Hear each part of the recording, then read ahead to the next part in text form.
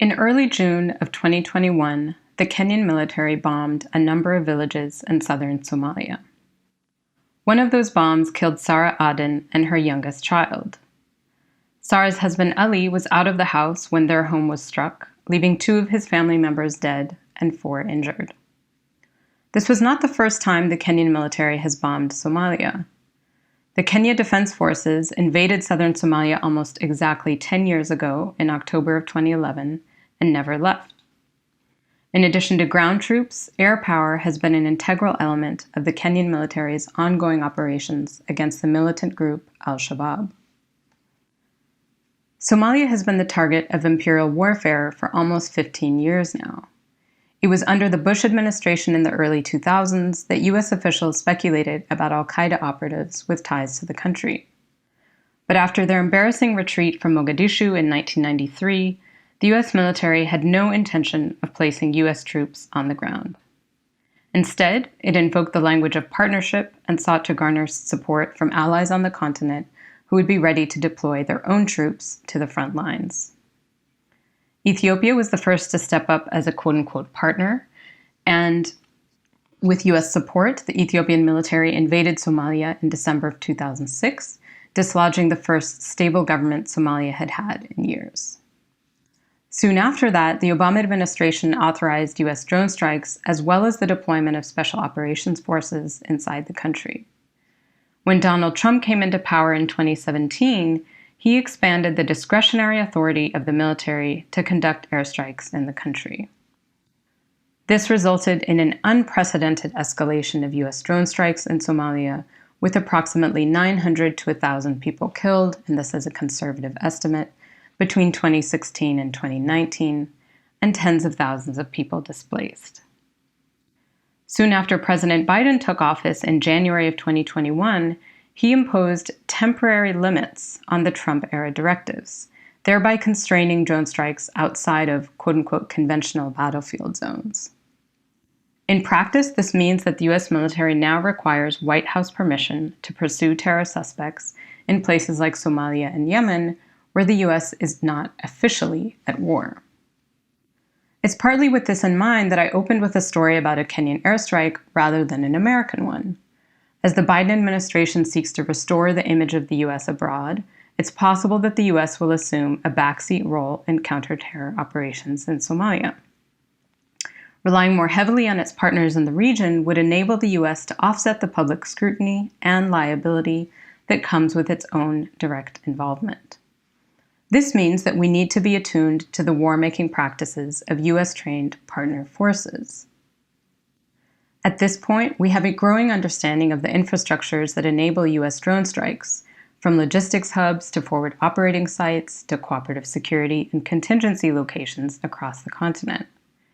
For example, the U.S. Africa Command, or AFRICOM, operates from military bases in Kenya and Djibouti that serve as launch pads for drone strikes in both Somalia and Yemen. But anthropologist Madiha Tahir reminds us that post-9/11 drone warfare is only the most visible element of what she refers to as distributed empire, wherein a whole range of actors and infrastructures are mobilized to expand the reach of the war on terror. In other words, to focus exclusively on AFRICOM is to miss the wider matrix of violence that is at work. There are all kinds of actors across East Africa that sustain the U.S.'s war-making apparatus in the region.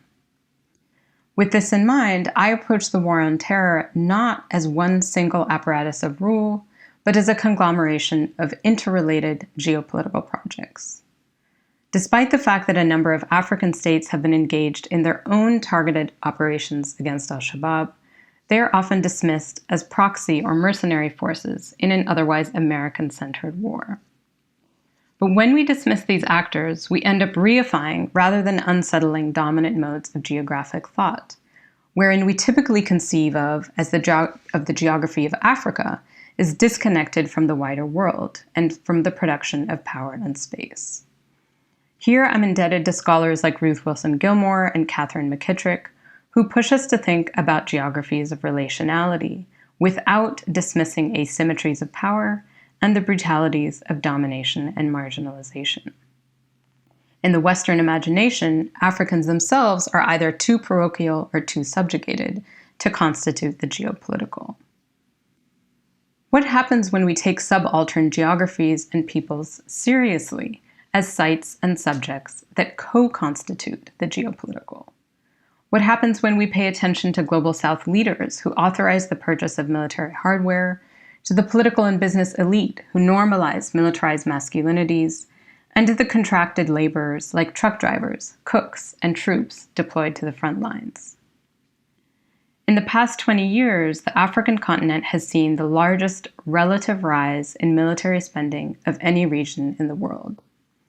Governments in Kenya, Ethiopia, and Uganda, for example, have been increasingly invested in the business of war. In addition to the material aspects of warfare, these governments have put a lot of work into convincing their populations that sending their troops abroad to fight Al-Shabaab is not only legitimate, but necessary. One of the points I'm making here is that there are limits to what the US government alone can do to justify endless war. The second and related point is that there are many different sites to study and to resist. To demonstrate this, I'll speak briefly about the racialized labor that sustains war-making in Somalia, focusing specifically on the peacekeeping operation known as AMISOM. In 2007, after the Ethiopian military invaded Somalia, the United Nations authorized an African Union peacekeeping operation known as AMISOM to stabilize the country. It began as a small deployment of roughly 1,600 troops and gradually metastasized to a number that exceeded 22,000. Moving beyond essentialized imaginings of Somalia as one vast, quote-unquote, ungoverned space, we have an opportunity here to reflect on the microgeographies of transnational military supply chains like AMISOM.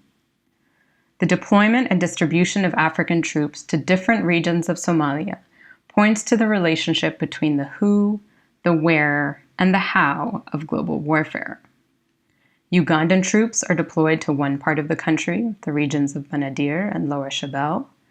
Kenyan forces are responsible for another area, Lower and Middle Juba. Ethiopian troops have been in charge of yet another area, Bay and Bakul, as well as Gedo. Djiboutian forces are in charge of Sector 4, and Burundian forces are in charge of Sector 5, the Middle Shabelle region. Each of these actors, or sectors as they're referred to, represent a confluence of labor, land, and capital, requiring the active or tacit collaboration of a range of actors, including state and international bureaucrats, who work to codify and legitimize the movement of money, arms, and troops into specific places. If we take the time to study the built environment, we would find not only defensive architectures, but equally the offices, housing barracks, and leisure facilities that are needed for everyday operations.